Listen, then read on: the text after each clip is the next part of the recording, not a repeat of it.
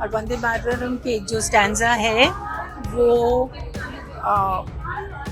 वंदना करते हैं many God's. आप पढ़ेंगे उसको तो आपको पता चलेगा, उसमें all the gods are mentioned by name.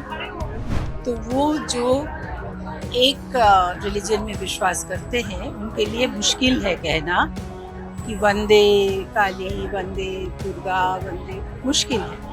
नमस्कार, आप देख रहे हैं भारत एक्सप्रेस और मैं हूं आपके साथ आंचल मित्तल। वंदे मातरम को लेकर शुरू हुई बहस अब बॉलीवुड तक पहुंच गई है।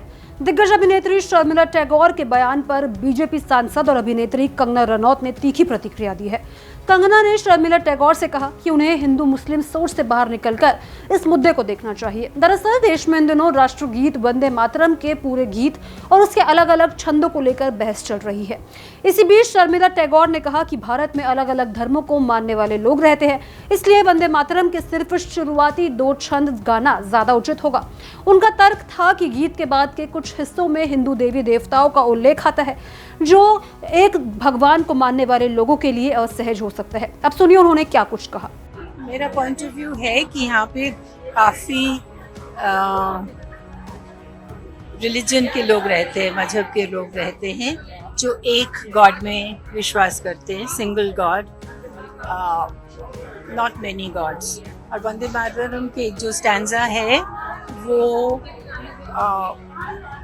वंदना करते हैं मेनी गॉड्स। आप पढ़ेंगे उसको तो आपको पता चलेगा, उसमें all the gods are mentioned by name.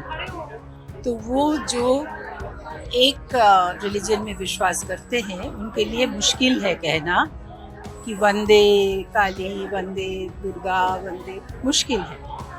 तो इसीलिए अगर इंडिया में जितने रिलीजन के लोग हैं उसको अगर हम इकट्ठा साथ लेके चले तो पहला 2 स्टैंजा इज वेरी गुड।